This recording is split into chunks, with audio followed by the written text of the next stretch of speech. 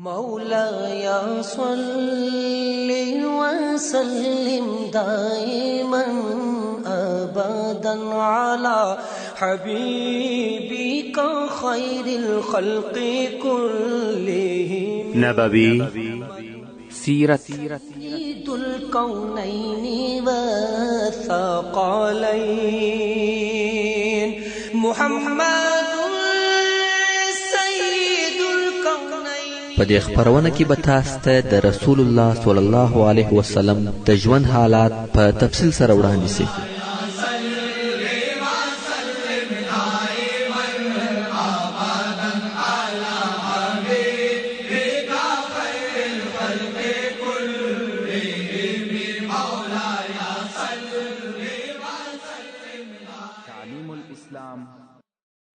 أعوذ بالله من الشيطان الرجيم. بسم الله الرحمن الرحيم. إن الحمد لله نحمده ونستعينه ونستغفره ونعوذ بالله من شرور أنفسنا وسيئات أعمالنا. من يهده الله فلا مضل له ومن يضلل فلا هادي له.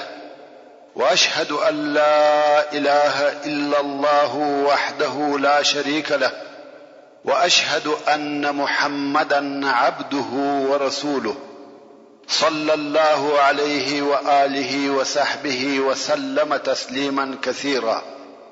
أما بعد، محترم ورونو، موږ هغه حالات بیانول چې اولا خو به دغه لیدنه د ابو سفیان د دین او عقیده د پاره ثابتونکې او قائمونکې سي، او دوهم د ابو سفیان د دماغ څخه به د جنگ خبرې په کلی ډول سره ووځي. اوس چې دغه اسلامي لشکري یوه پس له بلې څخه د ابو سفیان و مخ ته تیریږي او دی په تعجب سره ورته ګوري، په حیرت کې پاته دی. نو یو عباس رضی الله تعالی عنه ته وکتل او ورته ویل: په والله ستا د وراره پاچهي نن ورځ ډېره لوسلې ده. مګر عباس رضی الله تعالی عنه د هغه پخوانی غفلت څخه راویښ کړ او ورته ویل: یا ابا سفیان، دا نبوت دی، دا چې ته وینې دا پاچهي نه ده، دا نبوت دی. رسول الله صلی الله علیه و آله وسلم پاچهي او مشرتوب، مال او دولت ټول په هغه ورځ تر پښو لاندې کړه چې تاسو په مکه مکرمه کې پر عرض کړه، او دا هغه وخت وو چې د علیه الصلاة والسلام ستاسو آزارونه او عذابونه تحملول او زغمل، او تاسو بالاخره د خپل وطن څخه و هجرت ته مجبور کړ. دا ټول په دې سبب وو چې د علیه الصلاة والسلام نه غوښته چې خپل نبوت، هغه چې تاسو و ایمان بالله ته دعوت ولاس، ستاسو په پاچهي بدل کړي. نو ځکه ورته وویل: دا پاچهي نه ده، بلکې دا نبوت دی. پاچهي خو تاسو ورکول او د علیه الصلاة والسلام نه قبلول. ورونو، دغه د عباس رضی الله تعالی عنه جمله داسې جمله ده چې الهي حکمت د عباس رضی الله تعالی عنه پر ژبه جاری کړه، د پاره د دې چې دغه جمله د قیامت تر ورځې د هغو کسانو د پاره جواب وګرځي چې دوی دا فکر کوي چې د نبوت دعوه د دې د پاره و چې پاچهي او زعامت لاس ته راوړي یا قومیت او عصبیت پر ژوندۍ کی. خود دغه د عباس رضی الله تعالی عنه جمله داسې جمله ده چې د رسول الله صلی الله علیه و آله وسلم د ټول حیات لپاره اول تر اخره عنوان ګرځیدلی سي. په حقیقت کې د علیه الصلاة والسلام د عمر او ژوند ټول لحظه او ساعتونه، مرحله او دوره د دې دلیل دی چې د علیه الصلاة والسلام و خلق ته د رسالت د رسولو او تبلیغولو د پاره مبعوث کړه سوی دی، نه د خپل ځان د پاچهي د پاره. څلرم، د رسول الله صلی الله علیه و آله وسلم یو حکیمانه تدبیر داو چې خپل اصحاب یې امر کړه چې مکه مکرمه ته د څلورو مختلفو لارو څخه ور داخل سي، د یوې لارې څخه مور داخليږي. دا کار د دې لپاره وو چې د مکه مکرمه و خلقو ته د جنگ کولو موقع ورنکي، ځکه که اهل مکه د جنگ اراده هم وکړي نو مجبور دي چې خپل قواوی به د مکه مکرمه و ټول لارو ته سره ویشي. نو په دغه ډول سره د قریش د مقاومت اسباب ضعیف کیږي او د جنگ امکانات یې لږیږي او رسول الله صلی الله علیه و آله وسلم دا کار د دې لپاره وکړي چې تر کومه حد ممکن وي په بلد الحرام کې جنگ ونسي او ویني ونه بهول سي. نو ځکه مسلمانانو ته امر وکړي ترڅو پورې چې چا جنگ نوی در سره کړي تاسو به جنگ نه کوئ او دا اعلان یې هم سره وکړي هر هغه څوک چې په خپل کور کې وي او د کور دروازه په ځان پسې بنده کې هغه په امان دی. دا ټوله د چی د پاره و د خلقو د سلامتیا او امان د پاره. پنځم د شذو د بیعت څخه موږ دغه احکام او عبرت را استلای شو. اول په ټولو هغه مسؤلیتو کې چې یو مسلمان ته ترقی ورکوي د نور سره د شذو مساوات، نو ځکه پر یو مسلمان پاچا او رئیس دا لازمه ده چې د شذو څخه هم داسې عهد واخلي چې د اسلامي ټولنې د جوړولو لپاره په ممکنه مشروع وسایل سره عمل وکړي او کار ځنی واخلي. لکه څنګه چې دغه عهد د نور څخه اخیستل کیږي د نر او ښځې په مابین کې فرق او تمیز نشته. دغه ځای څخه دا معلومه سوه لکه پر نرانو دغه قسم پر هر مسلمان ښځې دا لازمه ده چې د خپل دین احکام زده کړي او ټول هغه ممکنه او مشروع لاري د دې د لپاره عملي کړي چې د علومو په اسلحه سره مسلح شي او دغه علومو په واسطه د اسلام د دشمنانو په کمین او حیلو ځان پوکي پوسی چې د اسلام دشمنان د کوم لارو څخه غواړي چې پر موږ غالب او کامیاب شي. دغه علومو په واسطه دا کولای شي چې هغه عهد چې د دې پر ذمہ دی او هغه بیعت چې د دې په غاړه کې دی په صحیح ډول سره ادا کړي او دا واضحه او ښکاره خبره ده. کومه ښځه چې د خپل دین په حقیقت نوي خبره د اسلام د دشمنانو په چم او حیله نوي پوه دا څنګه کولای شي چې دغه عهد او بیعت حقوق ادا کړي. دوهم موږ ولیدل چې رسول الله صلی الله علیه و آله وسلم د شذو سره څنګه بیعت کاوه. د شذو سره بیعت فقط د خلی په خبرو سره وو بیل دې څخه چې لاس یې ونیسي. حال دا چې د نورو بیعت داس نو دا پر دې دلالت کوي چې د یو نر د پاره و پردی ښځې ته لاس وروړل نه دی روا او پر دغه مسأله د مسلمانانو د علماو اختلاف هم نه دی را معلوم بلکې ټول دغه کار ناروا بولي به له هغه د ضرورت د وختو څخه لکه د ډاکټر معاینه یا د غاښ کشل او داسې نور شرعي ضرورتونه او دا چې د شذو سره مصافحه یا پلاس تړمسه کیږي دا هیڅ ضرورت نه دی. عرف او اصطلاح و شرعي هغه احکام ته چې په کتاب الله او سنت رسول الله صلی الله علیه و آله وسلم سره ثابت وي هیڅ تغییر نسی ورکولای. دریم دغه د بیعت حدیث شریف پر دې دلالت کوي چې د ضرورت په وخت کې د ښځې د आवाज اوریدل مباح دي. یعنی د ښځې आवाज نه دی عورت خو د حنفي مذهب ځینې علما وایي چې د ښځې आवाज عورت دی. اوس مو ولیده چې د رسول الله صلی الله علیه و آله وسلم د سیرت څخه څنګه او په کومه طریقه سره احکام حکمتونه او عبرتونه را استل کېدلای شي چې د فرد او ټولنې د پاره مفید وي. نور به بحث نه وژدم او بیرته به خپلې قصې ته ولاړ سم. موږ د مکې مکرمې د فتح غزا بیان کړ. اوس به د رسول الله صلی الله علیه و آله وسلم د ژوند درېیمه مرحله درته بیان سي چې دا د رسول الله صلی الله علیه و آله وسلم د ژوند د مرحلو څخه آخري مرحله ده چې په دغه مرحله کې پس له اوږده جهاد څخه پس له تکالیف او ستړیاو څخه پس له تشویشات او اضطرابات څخه پس له خونړیو جنگو څخه اسلامي دعوت نتیجه او ثمره ورکوي. په تیرو سوو کلو کې د مکې مکرمې فتح کول د دعوت هغه ډیره لو نتیجه و چې د مسلمانانو لاس ته ورغله. په دغه فتح سره د ورځو تیرېدو تغییر وکړي. د جزیرة العرب هوا په بدله سوه. دغه فتح د تیر سوي وخت او د راتلونکي وخت په مابین کې یو فاصل و.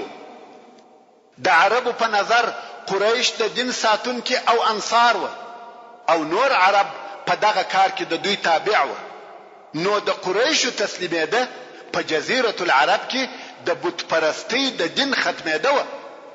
اوس نو دغه درېمه مرحله ممکن و دوو صفحو ته وویشل سي چې یوه صفحه د جهاد او جنګو ده او دوهمه صفحه د عربي قبیلو و اسلام ته د داخلېدو او مسلمانېدو ده. او دغه دوه صفحې سره مشتې دي، یوه د بلې په مابین کې پیښه ده. په خپل مابین کې ترتیب تقدیم یا تاخیر نه درلودي چې زه پر هغه ترتیب درته بیان کړم، مګر ما دا مناسبه ولیده چې هر صفحه په ترتیب سره جلا جلا بیان سي. خو څرنګه چې د جنګو او غزاو صفحه زموږ د مخنی بحث سره مشابهت لري، نو می دا بهتره وبلل چې اول د جنګو او غزاو صفحه درته بیان کړم. د حنین غزا. ورونو تاسو ولیده چې مکه مکرمه په یو سریع او داسې چابکه حمله سره فتح شوه چې ټول عرب یې په حیرت او دهشت کې واچول. د شاوخوا همسایه قبیلو ته دغه خبر ناببره او ناګهاني ورغلی چې هیڅ چاته دا ممکنه نه و چې دغه کار مخ ونیسي. نو ځکه د شاوخوا قبیلو د تسلیمېدو څخه منع ونه کړه او هغه هم تسلیم شوه. بیل دینو شریرو او متکبرو قبیلو چې د هغو قبیلو په مقدمه کې د حوازن او ثقیف قبیلې وې. نو ودغه قبیلو ته د نورو قبیلو خلق چې د نصر، جشم، سعد ابن بکر او هلال خلق و هم راټول سو. دغه قبیلې چې خودخواه او متکبر قبیلې وې دا یې نه قبلول چې د مسلمانانو دغه نصرت او کامیابی ته سرکښته کی. نو د ټولو قبیلو مشران د مالک ابن عوف په ځای کې د مشورې لپاره سره یو ځای سو چې په نتیجه کې د مسلمانانو سره د جنگ کولو اتفاق وکړي. په دغه وخت کې حوازن او دغه نورو قبیلو پوره ترتیبات ونیول. تقریبا 100,000 جنگي نفر یې سره راټول کړ او ځانونه یې د مکې مکرمې د حملې لپاره تیار او آماده کړ. رسول الله صلی الله علیه و آله وسلم او مسلمانان په مکه مکرمه کې دي. دغه قبیلو دا اراده وکړه چې پر مکه مکرمه حمله وکړي او تر خپل تسلط او تصرف لاندې راولي. دا خو حوازن، بنو بکر او ثقیف سره یو ځای سو. مګر هلته د حوازن ځینې قبیلې وې چې هغو اشتراک نو ورسره کړی چې د هغې جملې څخه کعب او کلاب و. که څه هم دغه قبیلې د حوازن څخه وې، مګر ویل موږ په دې موضوع کې ګډون نه در سره کوو. اوس نو د قبیلو مشران سره کښېنسته، ویل موږ باید په دې جنگ کې یو رئیس او پاچا ولرو چې دغه حملې مشرتوب د هغه پر غاړه وي. نو یو نوې ځوان دغه مشرتابه لپاره خوښ او انتخاب کړ چې د شریف او لوړې کورنۍ څخه وو او نوم یې مالک ابن عوف. ویل کېږي چې په دغه وخت کې د مالک ابن عوف عمر 24 کاله وو. سره د دې چې عمر یې کم وو، مګر څرنګه چې نسب او کورنۍ لوړ وه، نو یې د حوازن د ټولو قواو مشر وټاکي. رسول الله صلی الله علیه و آله وسلم ته د حوازن د قبیلو حالات ورسېده چې د جنگ د پاره ځانونه جوړوي. رسول الله صلی الله علیه و آله وسلم هم د معلوماتو د پاره نفر ولېږل چې د هغو نفرو څخه یو نفر چې ابو حدر الاسلمي رضی الله تعالی عنه نومېدی وکولای سوای چې وطائف ته ولاړ سي او هلته د حوازن او ثقيف په لشکرو ورننوزي. پوره معلومات راټول کړه او بیرته رسول الله صلی الله علیه و آله وسلم ته ورغلی. حالات ورته وویل چې دوی ځانونه د مکې مکرمې د حملې لپاره آماده کړي و. رسول الله صلی الله علیه و آله وسلم امر وکړي چې د مکې مکرمې څخه درووزي. رسول الله صلی الله علیه و آله وسلم ولې د مکې مکرمې په داخل کې جنگ نور سره کاوه. هغه ډېر لوی او مهم سبب درلودی. هغه دا چې اهل مکه نوی مسلمانان سوي دي. د اسلام یې فقط څو ورځې کیږي. نو که په مکه مکرمه کې جنگ پیښ شي دا امکان لري چې اهل مکه دې هم غدر او خیانت وکړي، چې دا کار به و مسلمانانو ته ډېر سخت او مشکل تمام شي. ځکه یو لشکر به د باندې څخه جنگ شروع کی او بل مخالف لشکر به د نن په مکه مکرمه کې ورته پیدا شي، چې د دې نتیجه به و مسلمانانو ته ډېره سخته او مشکله وي. نو رسول الله صلی الله علیه و آله وسلم نه غوښته چې د مکه مکرمه د داخل څخه جنگ وکړي. نو ځکه رسول الله صلی الله علیه و آله وسلم امر وکړي چې لشکر دې د حوازن د مقابله د پاره تر مکه مکرمه د باندې ورووزي. هلته د حوازن لشکر د هغه مسلمان جاسوس تر رهي کېدلو وروسته فورا د مکه مکرمه پر طرف حرکت وکړي. نو رسول الله صلی الله علیه و آله وسلم ته دا معلومات نه و چې د حوازن لشکر را رهي سوی دی. د مسلمانانو دا فکر او خیال وو چې د حوازن لشکر تر اوسه په طائف کې دی. د رسول الله صلی الله علیه و آله وسلم اراده دا و چې پر طائف حمله وکړي. نو خود د مسلمانانو د لشکر حرکت هم د طائف پر طرف وو او د هغه طرف څخه د حوازن لشکر د مکه مکرمه پر طرف حرکت کړی وو. کم وخت چې مالک ابن عوف او نور قبایلی مشرانو د مسلمانانو سره پر جنگ کولو اتفاق وکړي، نو د مالک ابن عوف په امر د کفارو د لشکر ټول افراد په دې مکلف کړه سو چې خپل ښځې، خپل اولادونه او خپل حیوانات ټول ورسره را رهي کړي. دا د دې لپاره چې لشکر یې ونه تښتي، ولی که شکست او ماته هم وخوري د مالو، اولادو او خپل ښځو په سبب نسی تښتېدلی.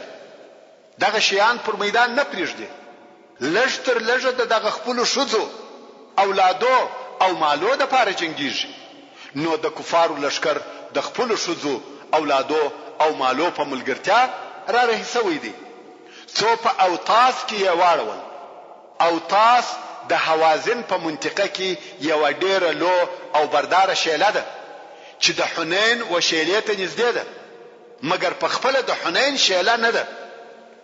او حنین بیا د سیل کبیر سره یو بل شیله ده چې د مکه مکرمه څخه تقریبا 13 یا 19 میله لري ده. کوم وخت چې د حوازن او طائف لشکري دغه د اوطاس شیلې ته راورسېده، مالک ابن عوف ته هم دا خبر رسیدلی دی چې محمد صلی الله علیه و آله وسلم هم د لشکر سره د مکه مکرمه څخه راوتلی دی. نو مالک ابن عوف دغه شیله د جنگ د پاره اختیار کړ. دالته خیبه و درولې او لشکر واړول. ویل دا ځای د جنگ د پاره مناسب ځای دی. د مالک ابن عوف په لشکر کې یو مهم شخص، په او فهمیده سړی وو چې ډېر لوی جنگي پهلوان او شجاع وو. د عربو د مشهوره او نامدار پهلوانانو څخه وو. ډېر جنگي تجربه یې درلوده چې نوم یې درید ابن سمه وو. د جاهلیت په وختو کې د جنگ په میدان کې ډېر مشهوره نوم وو، مګر اوس بوډا او سپینږیری دی. ویل کېږي چې د حنین په ورځ عمر 160 کاله وو. نو زور، ضعیفه او پستر ګړندو. 160 کاله ډېر عمر دی. بدن یې مات او بې طاقته وو. څرنګه چې پر اوښ یې ځان نسوای تکیه کولای، نو دی به په کجاوه کې سپراوه لکه د ښځو کجاوه. خو د ښځو سره بنتلی په کجاوه کې به وو او د نورو سره به رهي وو. د جنگ په کارو کې به د ده څخه مشوره اخیسته. هر کار یې د ده په مشوره او مصلحت سره کاوه، ځکه پهلوان او د جنگ په کارو پوه. اوس چې لشکر واړول، درید ویل په کومه شیله کې یاست؟ خلق ویل د اوطاس په شیله کې یو. د ویل هو، د آسانو د زغلولو د پاره ښه ځای دی. نه ډېرې لوړې لري چې څوک نسی ورختلای او نه اوار دشت دی. ښځې او کوچنیان، حیوانات او مالونه چې د لشکر تر شاوه هغه هم را ورسېده. درید د ښځو او کوچنیانو پسو او اوښانو اوازونه واورېده. په تعجب کې سو. ویل دا څه شي دي چې زه اورم؟ د اوښانو رمباړې، د خرو رهارې، د کوچنیانو ژړاوې، د پسو نارې. خلق ویل دا د مالک ابن عوف امر دی چې ټول مالونه، اولادونه او ښځې مو در سره راولي. درید ویل مالک ابن عوف راولي. څرنګه چې د درید د امر څخه چا مخالفت نکاوه نو مالک ابن عوف ورته راغلی. درید ورته وویل د پسو، اوښانو او کوچنیانو आवाजونه اورم، دا څه قصه ده؟ مالک ویل دا د دې دپاره دی چې ما غوښته چې د هر سړي تر شا د مال او اولاد وي او د هغو څخه د دفاع دپاره جنگ وکړي او ونه تښتي. درید ویل والله اوس هم د پسو یو چوپان یې، په جنگ نه پوهېږي. آیا مات سوی لشکر په یو شي راګرځي؟ که انسان مات سو او پر خپل مرګ وبېرېدی والله هیڅ شی یې نسي راګرځولی. درید نور هم وویل که کامیابي ستاوه بل شی فایده نه در رسوي بې له سړی او د هغه توره او نیزه، او که کامیابي د هغه بل طرف وه نو خپل مال او اولاد دې هم د لاسه ورکړه.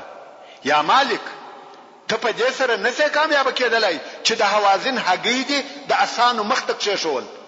دوی خپل وطن او خپلو قبیلو ته ولېږه او بیا دې پهلوانان د جنگ دپاره د اسانو پر شا سپاره که. که کامیابي ستاسې وه اهل او اولادونه به مو در پسې راسي، او که دشمن کامیابه سو مال او اولادونه به دې ساتلي وي. خلقو غوښته چې د درید د نظریې اطاعت وکړي، اهل او اولادونه بیرته ولېږي. د لشکر ټول مشران د درید د رایې اطاعت کوي. مالک ابن عوف د لشکر عمومي قومندان وبېرېدی چې د امریت لاړی او خلق د درید اطاعت کوي. نو یې وویل والله دا کار به ونسي، ته ضعیفه سوې او عقل دې هم در سره ضعیفه سو. دلته یو بل عاطفي حرکت هم وکړي. توره یې واخیسته او د لشکر مشرانو ته ورغږ کړه.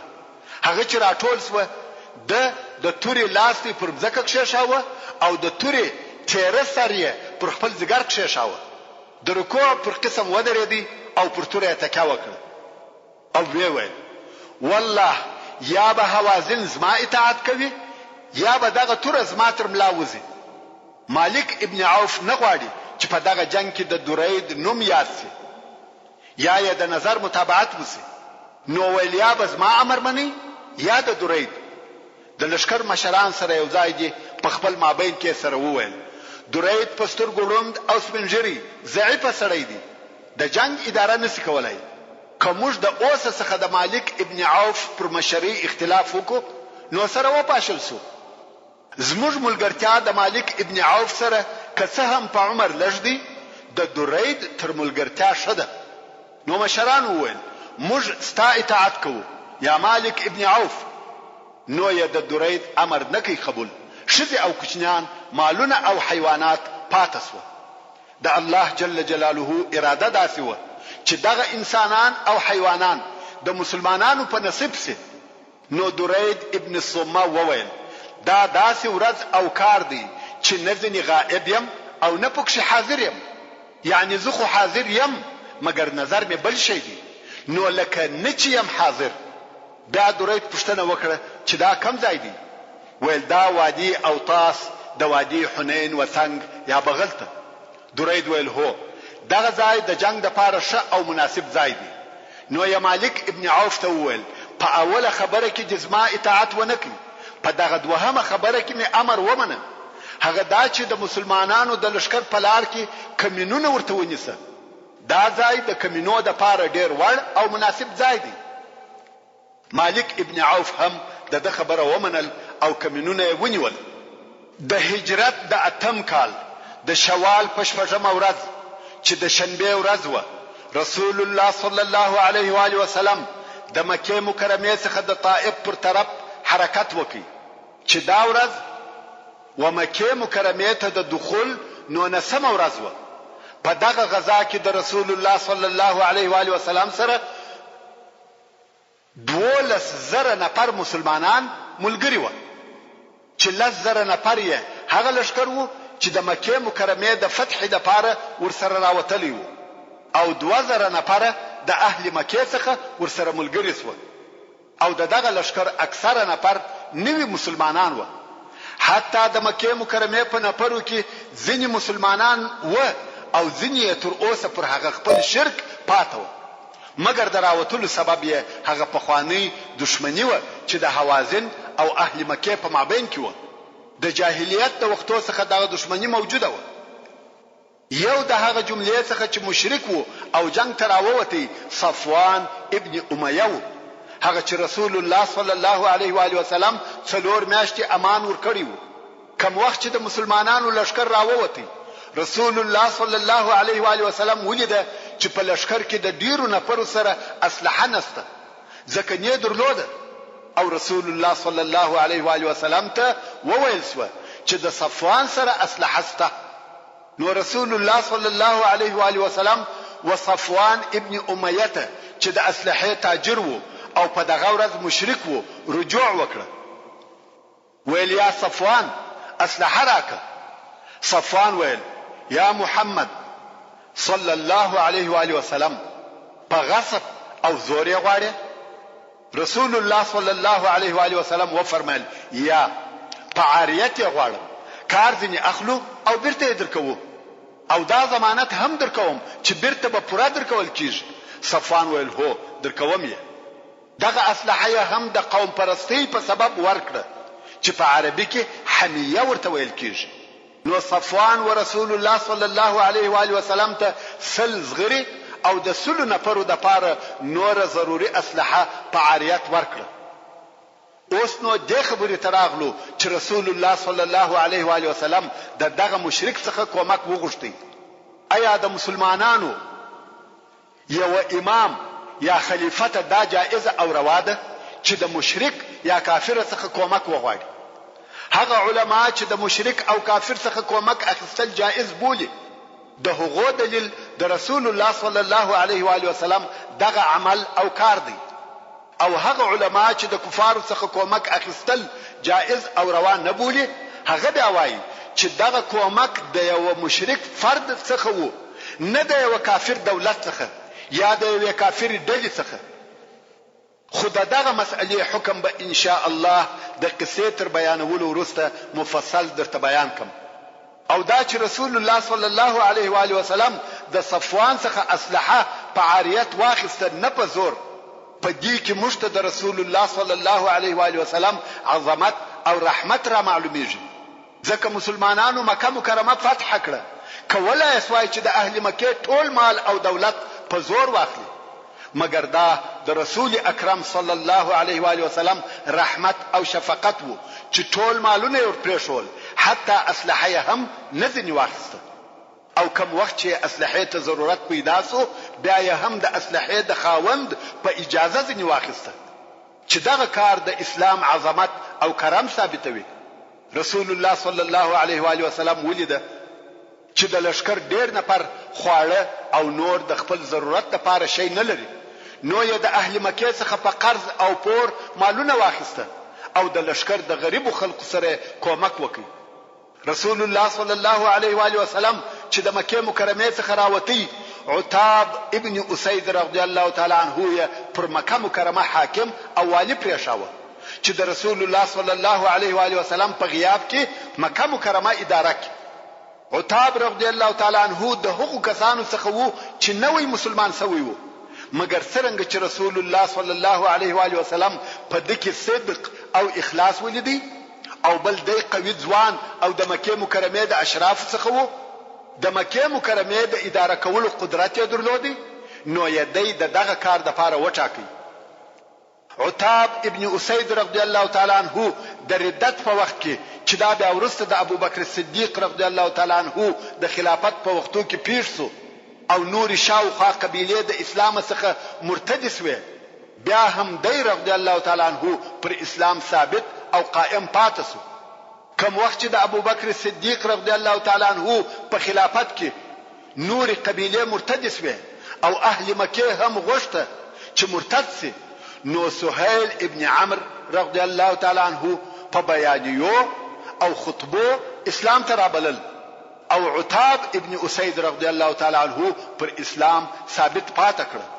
نو دغه عتاب فقط څو ورځې د اسلام کې دی چې رسول الله صلی الله علیه و آله وسلم پر مکه مکرمه والی مقرره کړ. رسول الله صلی الله علیه و آله وسلم چې د طائف و طرف ته حرکت وکړي نو د علیه الصلاۃ والسلام هم د معلوماتو د لپاره خلق لیږل، د حالاتو څخه نو به خبره. حال ورته راغلی چې د حوازن لشکر راوتلی دي او حنین ته را رسیدلی دي او د جنگ میدان هم خوش کړی دي. رسول الله صلی الله علیه و آله وسلم هم دا مقرره کړه چې په حنین کې به د دوی سره جنگ او مقابله کوي. مسلمانانو ته حالات او اخبار معلوم سو. دا جنگ په بخبری کې نه دی پیښ شوی، که څه هم په اول کې مسلمانان به خبره و، خو رسول الله صلی الله علیه و آله وسلم دا کشف کړه چې د کفارو لشکر راوتلی دي. په سهار کې چې د مسلمانانو لشکر حرکت وکړي 12,000 نفر دي. د اول وار د پاره د مسلمانانو دون لوی لشکر جوړیږي. د ځینو خلقو په زړه کې اعجاب، لوی او خود پسندی پیدا شو چې والله 12,000 نفر یو، هیڅوک مونږ ماتولای. حتى ابو بکر الصدیق رضی الله تعالی عنه ورسول الله صلی الله علیه و آله وسلم ته وویل یا رسول الله لا نغلب من قله، یعنی د لشکر د لجوالي په سبب نه مغلوب کیږي، یعنی اوس معدد دون نه دی چې د لجوالي په سبب د ماته وخرو. کبو شکست خوري د هغه بل سبب وي. نو دغه ډیروالي غرور په لشکر کې نشریدي. ځینې ضعیف النفس مسلمانان دغه ډیروالي تر تاثیر لاندې راغله. توکل او اعتماد پر دغه شمیر او عدد سو چې ډیر یو. دغه د لشکر پر ډیروالي د مسلمانانو اعتماد الله جل جلاله د سوره التوبه په 25 نمبر آیات کې بیانوي او فرمایي لقد نصركم الله في مواطن كثيرة ويوم حنين إذ أعجبتكم كثرتكم فلن تغني عنكم شيئا وضاقت عليكم الأرض بما رحبت ثم وليتم مدبرين. يعني خامخا الله جل جلاله ستاسو سره په ډیرو ځایو کې کومک کړی دی، خصوصا د حنین په ورځ کې. کله چې ستاسو ډیروالي تاسو په تعجب کې واچولاست نو هغه ډیروالي ستاسو څخه هیڅ شی استنکی، یعنی د دشمن حمله نه در څخه وګرځولې او پر تاسو باندې مزکه تنگ سو سره د دې چې مزکه ډیره پراخه ده. بیا مو دشمن ته شاور وګرځول په داسې حال کې چې تشته دلاس. الله جل جلاله په دغه آیات شریف کې وهغه اعجاب ته اشاره وکړه چې د ډیروالي په سبب د خلق وزړو ته ور داخل شوی وو. اوس نو د مسلمانانو لشکر رهیدي په لار کې پر داسې عربو ورغله چې د یوې درخت سره عبادت کاوه، بلکې دغه درخت عبادت یې کاوه چې دغه درخت ته ذات انواط ویل. عربو به پر دغه درخت د تبرک د پاره لاسونه تیرول، رشکانی او ټکران به پر زړول، په اخترو کې به هلته میلې کولې، خپل اسلحه به پر زړولې. دغه درخت سره به حیوانات حلالول، دغه درخت سره به د عبادت په نیت ناست و. نو د ذات انوات نوم هم په دغه سبب پر ایښول سوی وو چې دغه رشکی او ټکران په زړېده. په لشکر کې هغه کسان چې اوسه تازه ایمان راوړی وو او د هغه بتپرستی شوق لا تر اوسه په دماغ کې وو.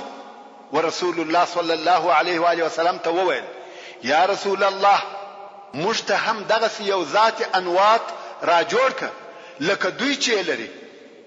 مسلمانانو هم دغه درخت غوښته لکه د مشرکانو چې د تبرک د پاره ځانونه پوری موږي او رشکانی په وزړوي.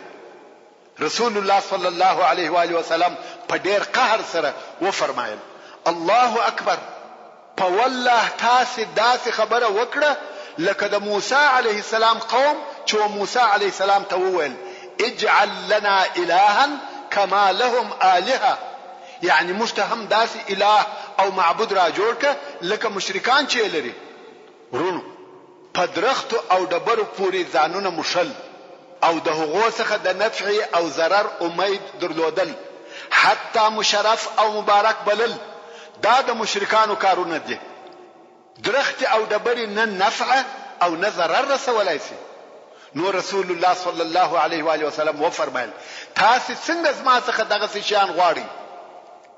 رسول الله صلی الله علیه و آله وسلم دغه کسان امر کړ چې پر دغه خبره توبه وکړي او د الله جل جلاله څخه بخښنه وغواړي. هغه هم توبه وایسته او د الله جل جلاله څخه یې عفو او مغفرت وغوښتي. د مسلمانانو لشکر د حنین پر طرف ورهدي. لکه د مخه چې مدرته وویل رسول الله صلی الله علیه و آله وسلم ته خبر راغلی وو چې حوازن په حنین کې دي. نو مسلمانان هم د چهارشنبه په شپه چې د شوال د میاشتې 10 ورځې تیرې شوې وې و حنین ته ورسېده. مسلمانانو د حنین تر شیلې د مخه خپل خیمه ودرولې. اوس نو حوازن د حنین د شیلې پر هغه بل غاړه دي او مسلمانان تر شیلې د باندې د مکه مکرمه و طرف ته دي. کوم وخت چې مسلمانانو خیمه ودرولې رسول الله صلی الله علیه و آله وسلم یو د اصحاب کرام څخه امر کړ چې تبه د آس سره یو ویلوړي غونډې ته وخېجه او پر هغه آس بسپورې د حوازن معلومات وکوي. حرکتونه کمینونه به ټوله تر نظر باسه او د شپې په اخر کې به د معلوماتو سره رافه. بیل المانزه او انساني ضرورت به د خپل ځای څخه نشوري. سړی هم پر آس پورسو او یو ویلوړي غونډې ته وختي. د شپې تر اخره هلته ولاړو حتی د آس څخه هم نسوکشته او د شپې په اخر کې رسول الله صلی الله علیه و آله وسلم ته ورغلی. رسول الله صلی الله علیه و آله وسلم پوښتنه ځنی وکړه چې یو شی دی ولیدي؟ سړی ویل یا کم خاص شی مې نه ولیدي. د کفارو لشکر پر هغه خپل حال وو. زه وفلانی او فلانی غره ته وختلم مګر حوازن می ولیده چې شذې حیوانات او پسونه یې ټول راوستلي دي. رسول الله صلی الله علیه و آله وسلم تبسم وکي او وی فرمایل ان شاء الله سبا دغه ټول مالونه د مسلمانانو د پاره غنیمتونه دي. په دغه شپه د مسلمانانو د لشکر پیرداري د انس ابن ابي المرصد رضی الله تعالی عنه پر غاړه و. مګر په دغه وخت کې و مالک ابن عوف ته درید ابن صمه ځینې لارښوونې کړې وې او مالک ابن عوف عملي کړې وې. سره د دې چې درید په سترګو نه لیده خو د عقل او تجربه څخه کار اخیستی چې د هغه لارښوونو څخه یو داوه ویل دغه اضافه او شان چې مراوستلې دي کفارو خو خپل ټول کړه او د دوی تر ضرورت زیات و. نو درید ویل دغه اضافه او شان چې مراوستلې دي شذ او کوچنیان ټوله پر دغه زائد او شان سپاره کوي او د لشکر تر شایه ودروي. ځکه په دې کار کې دوه فائدې شته. یو دا چې کوم ماته وخوړه دوی کولای شي چې د اوشانو سره وتښتي او بل فائدې دا ده چې یو څوک د لري ورته ګوري هغه ته دا نه معلومیږي چې دا نردي کښځي. نو لشکر تر هغه خپل واقعي شمیر څو چنده زیات معلومیږي ځکه اوشان دي او خلق پر سپاره دي. مالک ابن عوف هم شذ او کوچنیان پر اوشانو سپاره کړ. واقعا هم دون لشکر ځنی جوړ سو چې اخر یې نه معلومه دي. حتی ځینو مسلمانانو به ویل چې د کفارو د لشکر شمیر 80,000 دي. که څه هم په حقیقت کې د حوازن ټول لشکر 60,000 نفر وو. ورون 60,000 نفر لشکر هم ډیر دوی لشکر دي. خو د دوی په دغه کار د دوی شمیر څو چنده زیات معلومه دي. او بل هغه کار چې درید کړی وو هغه داو څنګه چې د حوازن لشکر تر مسلمانانو د مخه و دغه منطقه ته راغلی وو. نو مالک ابن عوف د درید په مشوره او لارښوونه په دغه شپه کې د خپل لشکر ډېره حصہ د حنین د شیلې په لارو تنګیو فرعي شیلو او نورو ډیرو پټو ځایو کې د کمین د پاره کښنولي و. او دا امر یې ورته کړی وو کوم وخت چې مسلمانان دغه شیلې ته راکښته کیږي اول خو د غشو باران پر شروع کوي او بیا په یو ور ټوله یو حمله پر وکړي. اوس د حوازن د لشکر ډېره حصہ د شپې د حنین په شیله کې په خپلو کمینو کې سره ځای پر ځای شو او د مسلمانانو د لشکر د راتګ انتظار باسي. د مسلمانانو د لشکر لوی مشکل داو چې د حنین د شیلې څخه ډیر لوړ و او شیله ډیره کښته و و شیلې ته د لشکر کښته کېدل ډیر سخت او مشکل و ځکه لار داسې کښته ده لکه یو شویندوکی لږ کښته نه و بلکې شیله داسې کښته ده چې نفر باید په ځغستا ورکښته سي ځان نسي تکیه کولی د دغې شپې په آخر کې رسول الله صلی الله علیه و آله وسلم خپل لشکر ټولۍ کړي بیرغونه یې وویشل اوله ټولۍ د بني سلیم ده هغه 1000 نفره د آس پاره چې د مسلمانانو د لشکر مقدمه و او د رسول الله صلی الله علیه و آله وسلم سره د مکه مکرمه تر فتح د مخه په لار کې ملګری سو د دې ټولۍ قومندان خالد ابن ولید رضی الله تعالی عنہ د شپې په آخر کې وشیلې ته د کښته کېدو آمادګي ونیول سو او د سپېدو تر چاودلو وروسته د وادي حنین پر طرف حرکت شروع سو دلته مالک ابن عوف خپل لشکر ته اوامر صادروي ویل توري راوباسي توري راويستل سوی ویل پوښونه یې مات کړي ځکه بیا رجوع نسته او په یو ور به حمله او هجوم پر وروړي مالک ویل نه غواړم چې جنگ څو ورځې دوام وکړي بلکې په یو ورځ به جنگ پای ته رسیږي د حوازن لشکر د تورو پوښونه مات کړه توري یې په لاسو کې دي د حمله لپاره تیار او آماده دي د رسول الله صلی الله علیه و آله وسلم د معلومات خلق د حوازن د لشکر په ټولو حالاتو خبر و او هر څه سنجولي و فقط په دغه کمینو نه خبر او د هغو د پاره هیڅ فکر نو کړی هلته د هغه لوړ څخه و وادي حنین ته د مسلمانانو راکښته کېده شروع شو اول هغه څوک چې راکښته شو خالد ابن ولید رضی الله تعالی عنہ دی او بني سلیم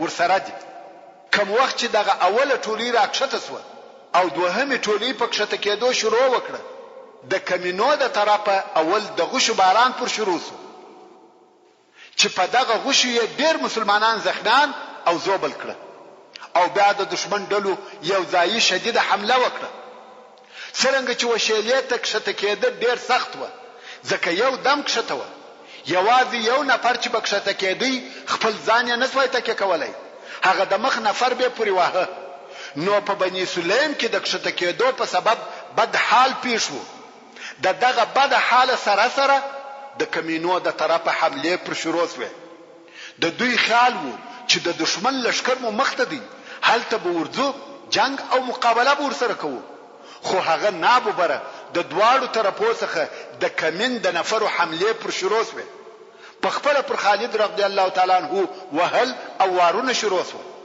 د خالد رضی الله تعالی عنہ بدن ټوک ټوک او زخمی شو د ډیرو زخمو په سبب ولوید غزار شو کفارو د بني سلیم پر خلقو وهل او وارونه شروع کړه د بني سلیم خلق خو نوی مسلمانان سوي و په تېښته شروع وکړه مګر چیرې وتښتي وراسته طرف ته کمین دي و چپه طرف ته کمین دي مخته د دشمن لشکر دي د تېښتې د پاره بل لار نسته بیل دې چې پر شا ولاړ نو یا د شا پر طرف مخ ونیوي د هغه طرفه بیا د مسلمانانو هغه نور لشکر راځته کیږي هغه خپل ځانونه نسي تکیه کولای او بني سلیم غواړي چې وروخیږي هغه چا چې دا حال لیدلی دی هغه وایي خلق یو د بل پر اوجو سره سپاره او پراته و دلته په مسلمانانو کې قتل او وژنه شروع شو د مسلمانانو هغه نور لشکر چې په سراره دي هغه نه ویني او نه دي خبر چې په شاله کې څه پیښه ده